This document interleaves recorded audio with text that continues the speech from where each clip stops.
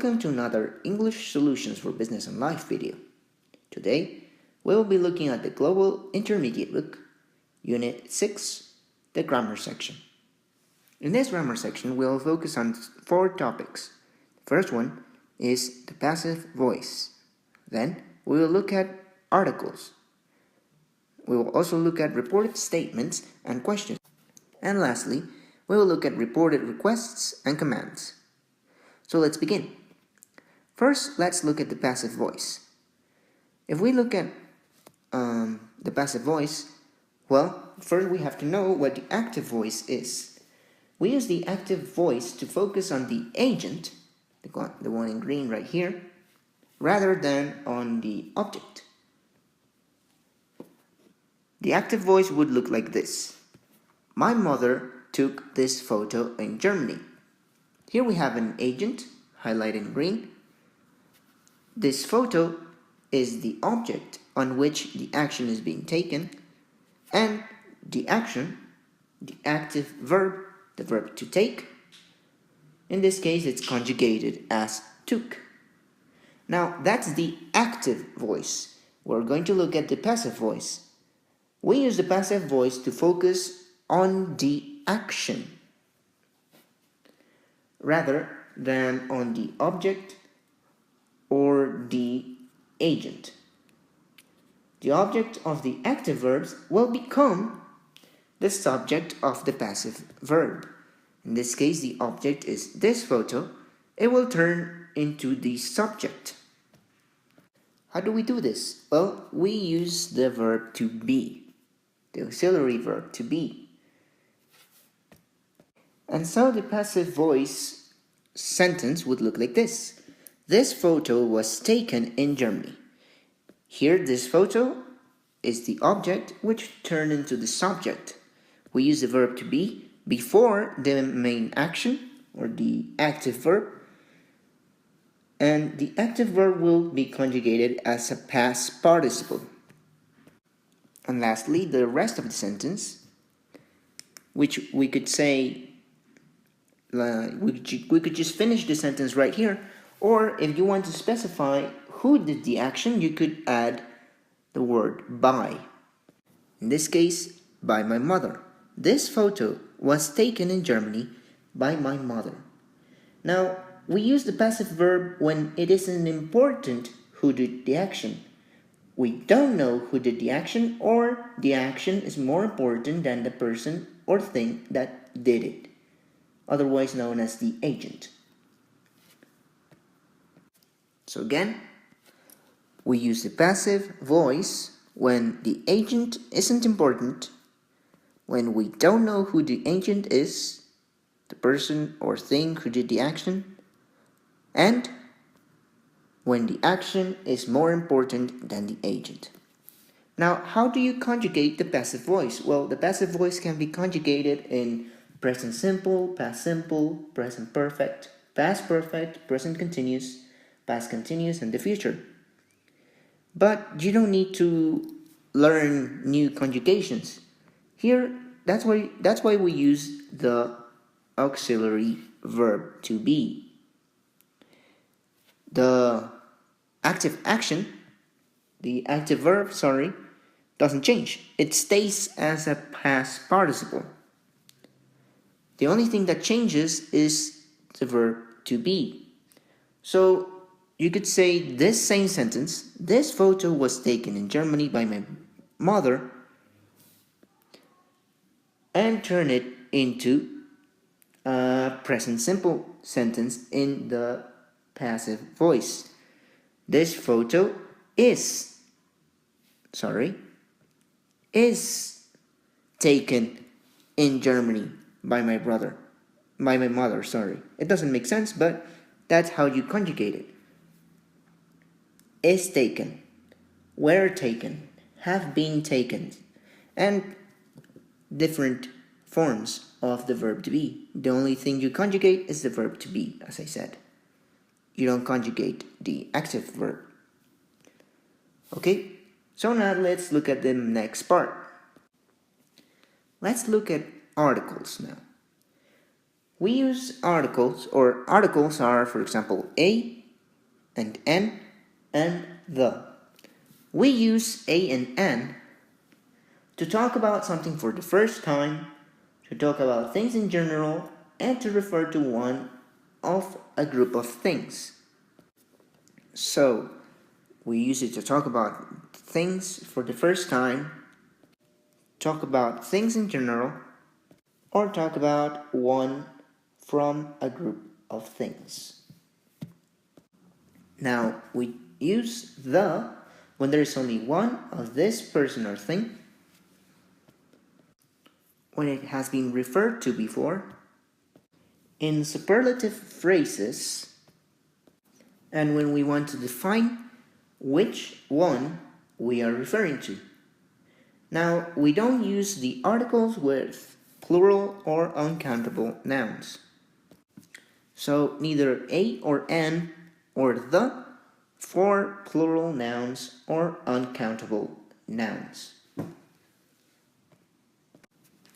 Now, those are some rules for the articles a and an and the.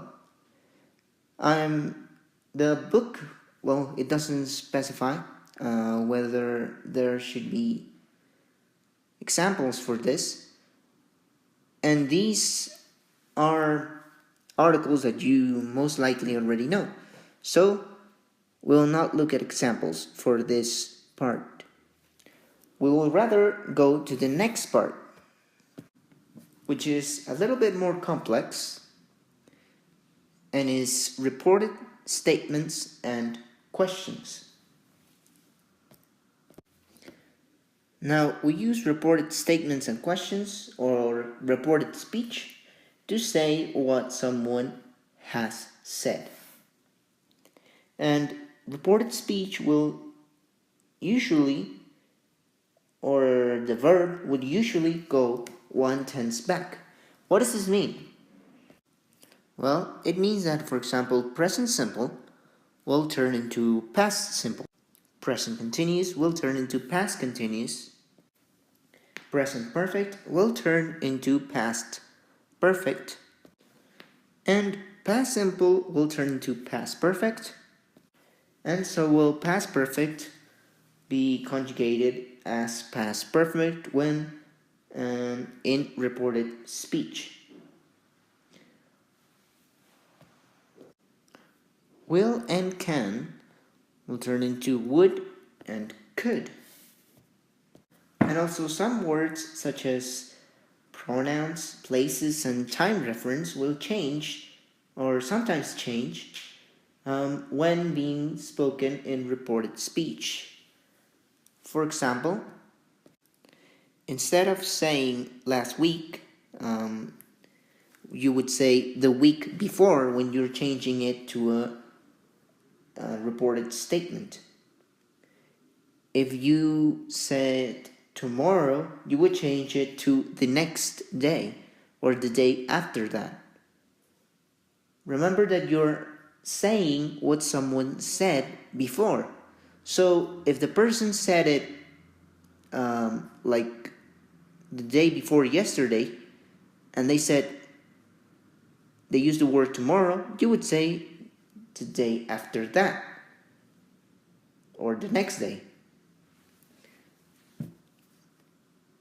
Now let's look at an example. Here we have two lines from two different people, the doctor and the patient. In this case, it could be me. The doctor says, "You're stressed," and I say, "I know." Now, when you're changing that to a reported statement, as I said, you will turn it one tense back. To do reported statements, we usually use say and tell, and these verbs will be followed by that. Or not. You can also ignore that. You could say a sentence, a reported statement, without the word that, and it would still make sense. For example, if we were to change these two lines right here to a reported sentence, they will look like this. The doctor told me that I was stressed. I said I knew that.